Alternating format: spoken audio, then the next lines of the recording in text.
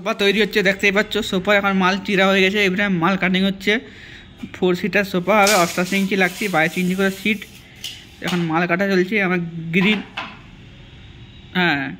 Green প্লাইয়ের কাজ করছি। এটা হলো গ্রিন প্লাই, অরিজিনাল প্লাই। কারণ সোফাতে অরিজিনাল প্লাইয়ের কাজ করতে হয়, ওয়েট বেশি থাকে তো। গ্রিন প্লাইয়ের কাজ করতে দেখতে পাচ্ছ, কাটা হয়ে গেছে। আমাদের সোফা তৈরি করে 2 88 ইঞ্চি মাল কাটতে হবে। তারপরে এর ভিতরে 30 ইঞ্চি চওড়া হবে, হাইট হবে 32, পায়ে লেগে হবে 36, 4 ইঞ্চি গদি লাগবে।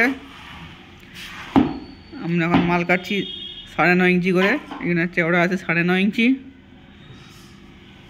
4 ইঞ্চি গদি লাগবে, তাই জন্য 9.5 ইঞ্চি, নাহলে 6 ইঞ্চি যদি গদি লাগে তাহলে করতে হয় 8 ইঞ্চি। দেখতে পাচ্ছ মাল কাটিং চলছে, 2টা কাটা হয়ে গেছে, 2টা চলছে কাটা, মানে কাটা হয়ে যাবে এবারে।